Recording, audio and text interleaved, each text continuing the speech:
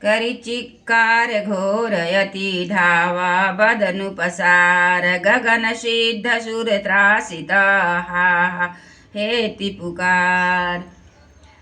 वह बड़े जोर से चिघार करके मुंह फैलाकर दौड़ा। आकाश में सिद्ध और देवता डरकर हा हा इस प्रकार पुकारने लगे। सभय देव करुणा निधि जान्यो श्रवण प्रजंत सरासनुतान्यो विशिख निकर निशिचर मुख भरऊ तदपि महाबल भूमि न परऊ। करुणा निधान भगवान ने देवताओं को भयभीत जाना। तब उन्होंने धनुष को कान तक तान कर राक्षस के मुख को बाणों में के समूह से भर दिया। तो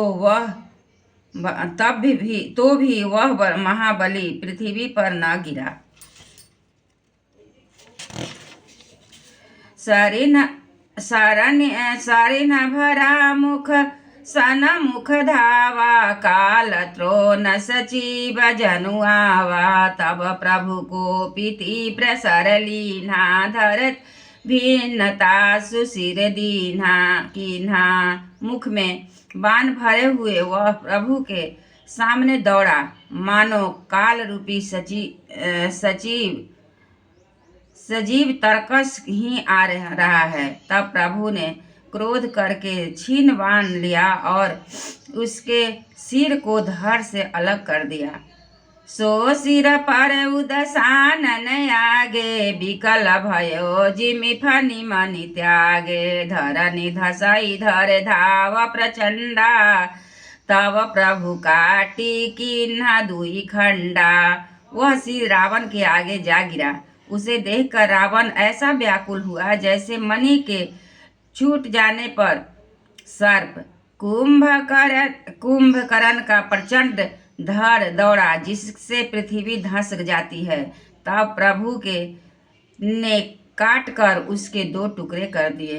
पड़े भूमि जिमि नभते भूधर हेट दाबी कपि भालु निशाचर तासु तेज प्रभु बदन समाना सुर मुनि सबहि अचंभा माना। बानर भालू और निशाचरों को अपने नीचे दबाते हुए वे दोनों टुकड़े पृथ्वी पर ऐसे पड़े जैसे आकाश से दो पहाड़ गिरे हो। उसका तेज प्रभु श्री रामचंद्र जी के मुख में समा गया। यह देखकर देवता और मुनि सभी ने आश्चर्य माना। सुर दुदुम्भी बजावहि हरसहि स्तुति करहि सुमन बहु बरसहि। करि बिनती सुर सकल सिधाए तेहि समय देव ऋषि आए। देवता नगाड़े बजाते हर्षित होते और स्तुति करते हुए बहुत से फूल बरसा रहे हैं। विनती करके सब देवता चले गए। उसी समय देव ऋषि नारद जी आए। गगन परि हरि गुण गन गाए रुचिर वीर रस प्रभु मन भाए। बेगी हतहु खल कही मुनि गए राम समर महि शोभत भये।